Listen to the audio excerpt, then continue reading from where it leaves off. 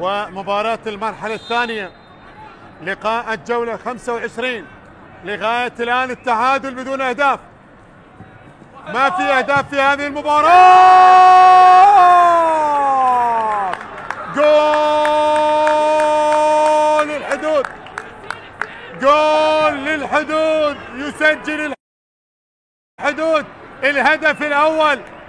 هدف أول لمصلحة الضيوف، هدف أول من المدافع حسين ضياء، يسجل أول أهداف المباراة، أول أهداف المباراة. الضربة الركنية من أحمد السراري والضربة الرأسية. الله الله على هذه الكرة، الكرة من المدافع مستمرة،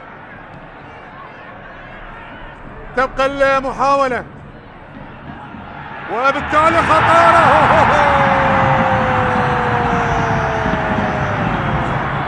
هدف التعادل، هدف التعادل لغزلان البادية، هدف التعادل لغزلان البادية.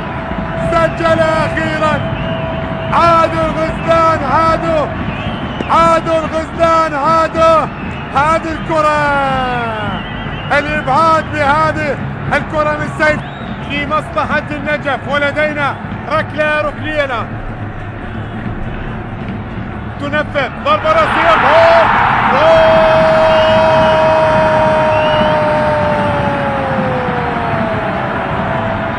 هكذا البديل وإلا فلا، هكذا البديل وإلا فلا. يونس يحمود، يونس يحمود سجل الثاني، سجل الثاني وتقدم النجف، سجل النجف. هذا البديل الناجح، جول ثاني للنجف، جول ثاني للنجف.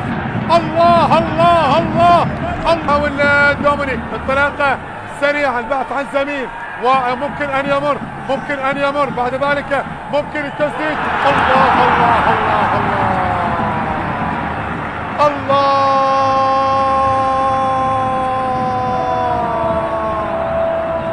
يا ولد يا ولد يا ولد يا ولد يا ولد يا ولد يا سليغالي، يا ولد يا سليغالي.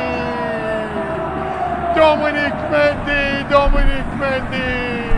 خلاص خلاص خلاص خلاص، خلصها، خلصها دومينيك مندي، وبالتالي هو تقدم فيها